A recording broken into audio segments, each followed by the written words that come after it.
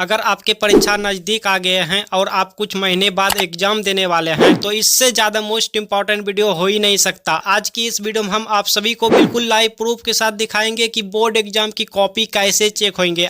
आपके एग्जाम की कॉपी कैसे चेक होंगे। अगर आप ये जान गए ना तो आपके अच्छे नंबर आएंगे। इसलिए इस वीडियो को देखकर अच्छे से सीख लीजिए, अच्छे से समझ लीजिए एग्जामिनर आपके कॉपी में क्या देखकर नंबर देते हैं और क्या देखकर नंबर कट कर लेते हैं, और कभी कभी तो स्टूडेंट को फेल भी कर देते हैं। तो ये सारे प्रोसेस इस वीडियो को देखकर समझ लीजिए कि एग्जामिनर क्या देखकर नंबर कट करते हैं और क्या देखकर नंबर ज्यादा देते हैं और क्या देखकर फेल कर देते हैं। तो यहाँ पे हम आप सभी को बिल्कुल लाइव प्रूफ के साथ दिखा रहे हैं कि एग्जामिनर कैसे कैसे कॉपी चेक कर रहे हैं और क्या देखकर नंबर देते हैं और क्या देखकर नंबर कट कर लेते हैं। अगर आप लोग एग्जाम कॉपी में पैसे रखेंगे तो आपको नंबर मिलते हैं या नहीं, अगर मिलते हैं तो कितना मिलते हैं, सब कुछ इस वीडियो में आपको दिखाने वाले हैं। आप इस वीडियो को ध्यान से देखिए और समझने की कोशिश कीजिए। एग्जामिनर जब भी आपकी कॉपी चेक करते हैं तो मात्र 3 चीज देखकर नंबर देते हैं। जी हाँ, मात्र 3 चीज देखते हैं और नंबर देते चले जाते हैं। अगर आप लोग अपनी एग्जाम कॉपी में ये 3 चीज करेंगे तो आपको पूरे के पूरे नंबर दिए जाएंगे, आपका एक भी नंबर कट नहीं करेंगे। बट आपको अपनी एग्जाम कॉपी में ये 3 चीज करना है। नंबर 1, आपको अपनी एग्जाम कॉपी में ज्यादा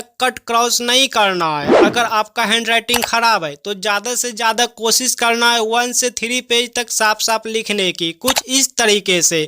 इस बंदे का उतना भी हैंडराइटिंग अच्छा नहीं है, फिर भी इन्होंने साफ साफ लिखा है तो देखने में अच्छा लग रहा है। एग्जामिनर इनसे खुश हो जाएंगे, इनसे इम्प्रेस हो जाएंगे और इनका एक भी नंबर कट नहीं करेंगे। तो आपको जो क्वेश्चन के आंसर अच्छे से आता है कॉपी के पहला पेज में उसी को लिखना है। कोशिश करेंगे सही सही साफ साफ लिखने की, because first impression is the last impression. और हाँ, बाय चांस कोई शब्द गलती हो जाए तो अगर भीड़ में गलती हुए हैं, ज्यादा शब्दों के बीच गलती हुए हैं तो उसे छोड़ देना है, उसे कुछ भी नहीं करना है, क्योंकि एग्जामिनर उतना भी ध्यान से कॉपी चेक नहीं करते हैं। लेकिन अगर शुरुआत में या लास्ट में गलती हुए हैं तो आपको सिर्फ इस तरह से कट लगाना है, ना कि ज्यादा ओवर राइटिंग करना है। नंबर 2, अगर आपको जो क्वेश्चन के आंसर कुछ भी नहीं आता तो आप उसे छोड़ देते हो, बट आपको छोड़ना नहीं है, क्योंकि छोड़ेंगे तो कुछ भी नंबर नहीं मिलेंगे। इसलिए आपको उसी क्वेश्चन से रिलेट मिलता जुलता जो याद है या उस क्वेश्चन के चैप्टर से आपको जो भी याद है आपको ना लिख देना है। बिकॉज एग्जामिनर खुद कहता है कि बच्चे की कॉपी खाली सफेद नहीं होनी चाहिए, उसमें कुछ ना कुछ रिलेटेड लिखी होनी चाहिए जिससे मुझे भी नंबर देने में बने। लेकिन हाँ, ध्यान रहे ये काम आपको कॉपी के शुरुआत 1 से 5 पेज में नहीं करना है। जो आप मिलता जुलता रिलेटेड लिखेंगे तो ये काम आपको कॉपी के शुरुआती 1 से 5 पेज में नहीं करना। आपको कॉपी के स्टार्टिंग 1 से 5 पेज में वही क्वेश्चन का आंसर लिखना है जो क्वेश्चन आप अच्छे से जानते हैं। नंबर 3, अगर आप लोग कॉपी में कुछ फालतू शब्द लिख देते हैं, जैसे गाना, शायरी,